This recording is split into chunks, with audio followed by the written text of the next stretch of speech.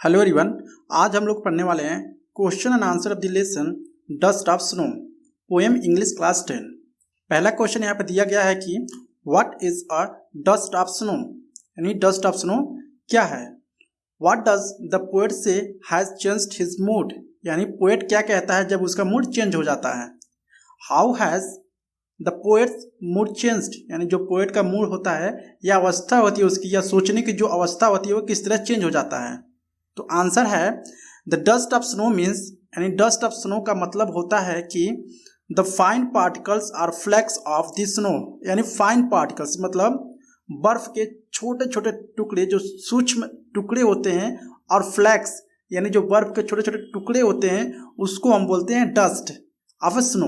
Okay, the sudden shower in the form of the dust of snow change the poets mood, यानी sudden यानी अचानक क्या हुआ, shower in the form of dust of snow मतलब बर्फ के छोटे छोटे टुकड़े जो होते हैं वह अचानक से शावर होता है, मतलब ऊपर से गिरता है पोएट के ऊपर, तब क्या होता है पोएट का मूड चेंज हो जाता है उसी समय।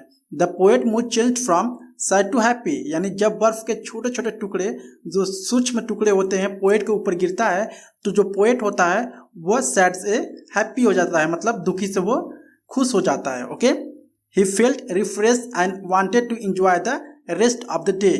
वह अब रिफ्रेश अपने आप को महसूस करता है, अपने आप को तरोताज़ा महसूस करता है और वह अपना पूरे दिन को इंजॉय करना चाहता है। ठीक है, नेक्स्ट क्वेश्चन नंबर 2 है how does Frost present nature in this poem. Frost क्या है, फ्रॉस्ट जो पोएट लिखा हुआ है, ठीक है, जो कवि है उसका नाम है फ्रॉस्ट। ठीक है, जो फ्रॉस्ट है basically present nature in this poem मतलब किस तरह के नेचर इस पोएम में वह प्रेजेंट कर रहा है या दिखा रहा है। The following questions may help you to think of an answer. ठीक है, यानी ये क्वेश्चन 1 दिया गया है, इससे आप मतलब इसको आप देखकर आप जान सकते हैं कि इसका आंसर्स क्या है। ठीक है, आप सोच सकते हैं इसका आंसर्स क्या है। तो पहला दिया है what are the birds that are usually named in this poem, यानी उस चिड़िया का क्या नाम है जो इस पोएम में बार बार उस चिड़िया का नाम लिया गया है। Do you think crow is often mention in this poem, क्या आपके हिसाब से जो क्रो है, एक कौवा है, उसका नाम हमेशा बार बार इस पोएम में मेंशन हुआ है। ठीक है, व्हाट इमेजेस कम फ्रॉम या what images come to your mind when you think of a crow, यानी किस तरह की इमेज आपके दिमाग में बनता है या बनती है जब आप एक कौवे के बारे में सोचते हैं। तो इसका आंसर है generally poet take the birds and trees which are known for their beauty and good quality like a peacock, parrot, cuckoo, मैना and trees full of beautiful flowers and fruits. ठीक है, जो पोएट है basically इसमें किस चीज का नाम ले रहा है, एक मतलब एक बर्ड का नाम ले रहा है और एक पेड़ का यानी ट्री का नाम ले रहा है। ठीक है, जो बेसिकली ट्री और बर्ड क्या है, एक तरह से beauty and good quality like a peacock, जो किस तरह का वो मतलब बातें कर रहा है, किस तरह के पक्षियों के बारे में, पीकॉक, पैरट, कक्कू, मैना एंड ट्रीज, इन सारे चीज़ों के बारे में। मतलब इसमें मेन बात है कि वो जो पोएट है सिर्फ एक बर्ड और ट्री के बारे में बातें कर रहा है। ठीक है, but here Frost has taken a totally different approach, लेकिन जो फ्रॉस्ट है यानी जो कवि है इस पोएम में क्या किया, वो डिफरेंटली सोच रहा है। ठीक है, अलग सोच रहा है सबसे।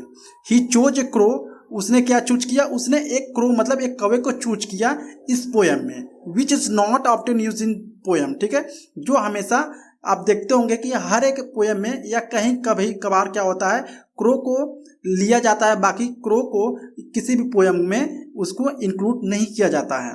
Crow is a black in colour with a very harsh voice, यानी जो क्रो होता है यानी कौवा जो होता है बेसिकली वो कलर में ब्लैक होता है, काला होता है, और जो उसकी आवाज होती है काफी कटु होती है। ठीक है, and is believe to be a symbol of a bad omen, और इसको एक तरह से क्या सिंबल माना गया है, एक तरह से अपशकुन का सिंबल माना गया है। ठीक है, कौवा को। Thinking of a crow bring a very depressing and sorrowful picture to our minds, यानी इसमें कभी कह रहा है कि यानी क्रो के बारे में अगर हम लोग सोच रहे हैं तो किस तरह की इमेज बन रही है, काफ़ी डिप्रेसिंग इमेज बन रही है और काफ़ी दुखपूर्ण इमेज बन रही है हमारे दिमाग में। ठीक है, क्वेश्चन नंबर ये 2 दिया है again what is the hemlock tree, जो हेमलॉक ट्री क्या है। Why doesn't the poet write about more beautiful tree such as maple or an oak or an pine? ठीक है, यानी जो पोएट है इस पोएम में बेसिकली वो हेमलॉक ट्री को ही क्यों रिप्रेजेंट किया, यानी हेमलॉक ट्री को ही क्यों वो यूज किया इस पोएम में। बाकी ढेर सारे नेचर में ढेर सारे पेड़ हैं, जैसे कि मैपल का ट्री है, ओक का ट्री है, पाइन का ट्री है, ठीक है, बट इन सारे पेड़ को वो या ट्री को वो इंक्लूड नहीं करता है। वो सिर्फ क्या करता है इंक्लूड, वो हेमलॉक ट्री को इंक्लूड करता है। ऐसा क्यों? आंसर है a hemlock tree is a poisonous plant. जो हेमलॉक ट्री है एक तरह से पॉइजनस यानी जहरीला क्या है, पेड़ है, ठीक है, विद स्मॉल व्हाइट फ्लावर। उसमें कौन से फ्लावर होते हैं? उसमें व्हाइट कलर के फ्लावर होते हैं, लेकिन जो हेमलॉक ट्री है वो पॉइजनस होता है, मतलब जहरीला होता है, ठीक है। द पोएट रॉबर्ट फ्रॉस्ट, यानी जो कवि का नाम है वो क्या है, रॉबर्ट फ्रॉस्ट है। Didn't choose the use N ऑक, उन्होंने क्या नहीं चूज किया, ओक ट्री को नहीं चूज किया, मैपल और पाइन ट्री को नहीं चूज किया, उन्होंने सिर्फ चूज किया हेमलॉक ट्री को, ठीक है। Instead he choose the hemlock tree, उन्होंने सिर्फ हेमलॉक ट्री को चूज किया and left all the beautiful tree present in the world, और सारे दुनिया में जितने भी पेड़ हैं उनको छोड़कर सिर्फ वो हेमलॉक ट्री को चूज करते हैं और अपने पोएम में रिप्रेजेंट करते हैं। Actually he did so to represent his mood and feelings, actually वो किस लिए यूज किए हेमलॉक ट्री को, अपने मूड को रिप्रेजेंट करने के लिए और अपने फीलिंग को प्रेजेंट करने के लिए उन्होंने हेमलॉक ट्री का सहारा लिया या हेमलॉक ट्री को अपने पोएम में इंक्लूड किया, ठीक है। यह 3 है। तीसरा है what do the crow and hemlock represent Joy और सॉरो, यानी जो क्रो है यानी कौवा है और जो हेमलॉक ट्री है वे दोनों क्या करते हैं, काफी जॉय मौज मस्ती रिप्रेजेंट करते हैं या काफी दुख रिप्रेजेंट करते हैं, ठीक है।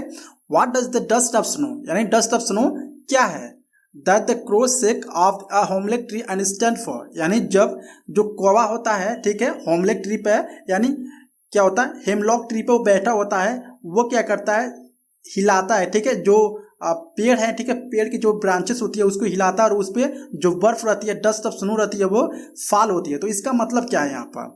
तो आंसर है the crow and hemlock tree represent sorrow and depression felt by the poet in this materialistic, ठीक है। जो क्रो है, कौवा है, और जो हेमलॉक ट्री है बेसिकली क्या रिप्रेजेंट कर रहे हैं, सोरो यानी दुख रिप्रेजेंट कर रहे हैं, इस दुख और डिप्रेशन रिप्रेजेंट कर रहे हैं इस पोएट के लिए, ठीक है। The dust of snow is the symbol of nature Joy and energy, लेकिन जो डस्ट ऑफ स्नो है मतलब जो बर्फ के छोटे छोटे टुकड़े हैं वो क्या रिप्रेजेंट कर रहे हैं, नेचर में बेसिकली जॉय और एनर्जी को रिप्रेजेंट कर रहे हैं। The means the dust of snow that the crow shake of the hemlock tree, यानी जो डस्ट ऑफ स्नो रहता है मतलब जो बर्फ के छोटे छोटे टुकड़े होते हैं उसको कौन हिलाता है, वो जो कौवा पेड़ पर बैठा रहता है वो टहनियों को यानी हेमलॉक ट्री को वह हिलाता है, तो उस पर नीचे गिरते हैं बर्फ, ठीक है, डस्ट ऑफ स्नो गिरता है। Means passing through the sad and depressing moment the poet is entering into the time full of Joy and optimism, ठीक है, यानी उस पेड़ से जो पोएम होता है उस पेड़ के नीचे से गुजरता है, हेमलॉक ट्री के नीचे से गुजरता है और उस पर एक कौवा बैठा रहता है, ठीक है, और वो ब्रांचेस को सेक करता है यानी हिलाता है, तो उससे डस्ट ऑफ स्नो यानी बर्फ के छोटे छोटे टुकड़े उसके ऊपर गिरते हैं, ठीक है, तो वो क्या लाता है उसके लिए, ये पोएट के लिए काफी जॉयफुल होता है और ऑप्टिमिज्म होता है, ठीक है। ऑप्टिमिज्म होता है आशावाद। यहाँ पे वीडियो समाप्त होती है। आई होप आपको वीडियो अच्छा लगा होगा। अगर अच्छा लगा please like and subscribe my channel. Thank you so much.